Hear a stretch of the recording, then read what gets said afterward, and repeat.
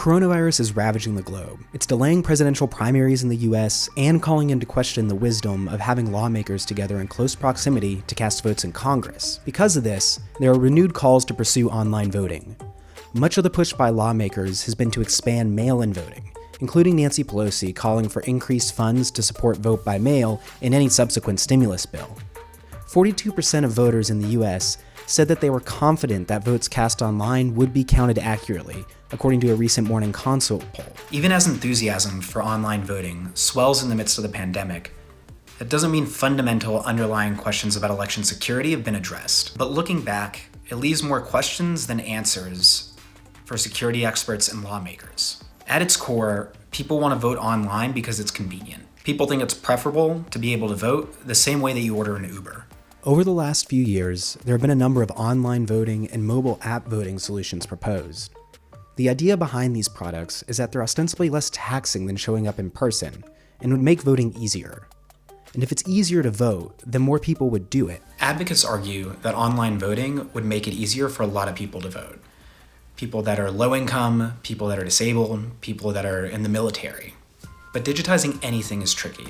It involves hardware, software, the perpetual shadow of human error, and user design. Blockchain was introduced as an idea as a way to record votes in an immutable way.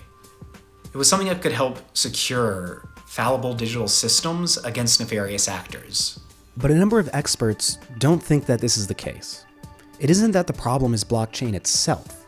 It's more that everything that's needed to execute a digital vote, such as an app or an online portal, has hardware and software needs that create vulnerabilities for bad actors to exploit.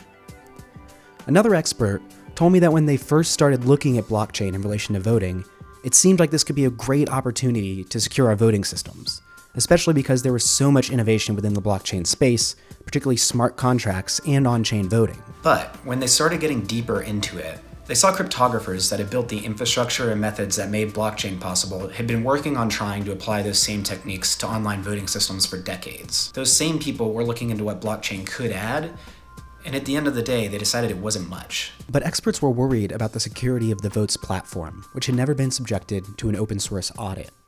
Then, a couple of months ago, researchers at MIT published a report that found vulnerabilities in Voatz's app, including ones that could potentially be used to change a vote. Voatz pushed back on this idea, but a subsequent report from an audit done by a cybersecurity firm that Voatz commissioned confirmed some of the MIT findings, including the potential for a vote to be changed. Now, to be clear, there is no evidence that any votes on the platform were changed. But these vulnerabilities highlight long-standing concerns that election security experts have. Just because a vote hadn't been changed yet, doesn't mean that they won't be in the future. And it only takes a hint of an issue to throw an entire election into question.